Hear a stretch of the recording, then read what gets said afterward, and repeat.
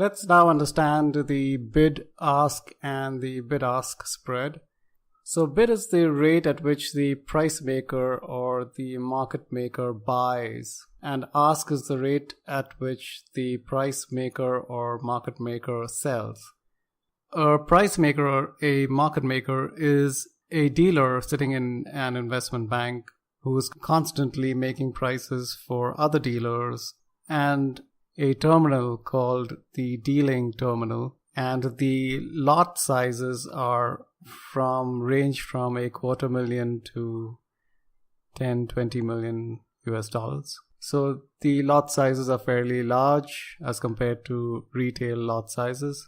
So we'll explain more about the functions of the dealer and the life cycle of a deal later on. So for now, we just need to understand what the bid, what the ask, and what a bid-ask spread is. Now let's take an example of the US dollar yen.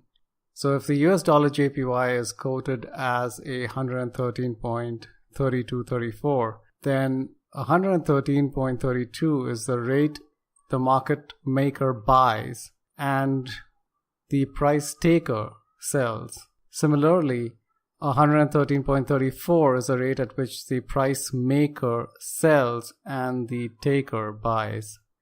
Obviously, the taker buys higher and sells lower, and the market maker buys lower and sells higher, and thus securing a spread.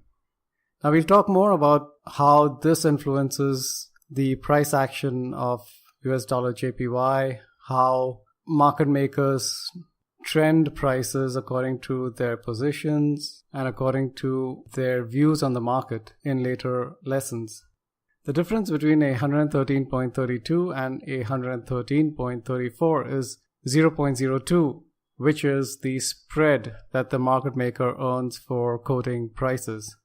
Now, the market maker might quote even a narrower price if he wishes to do the deal.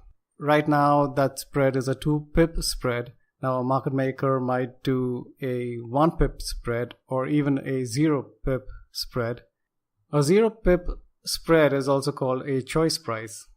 So, for example, if the market maker gives a price of 113.32 choice, this means that the price taker can either buy or sell at 113.32.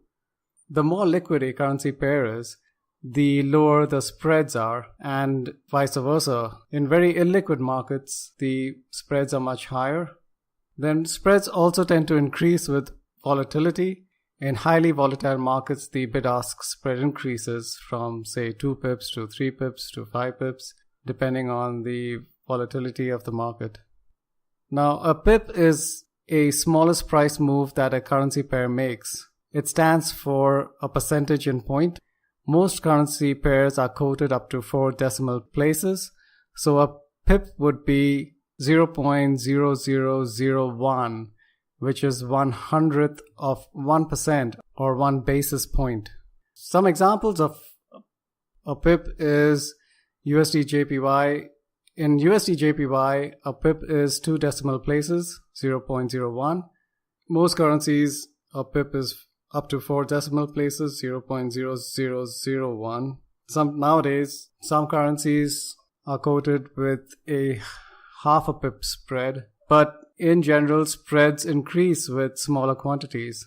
If a dealer gets a lot size of less than $250,000, then he might quote a spread of 3 to 5 pips or even more.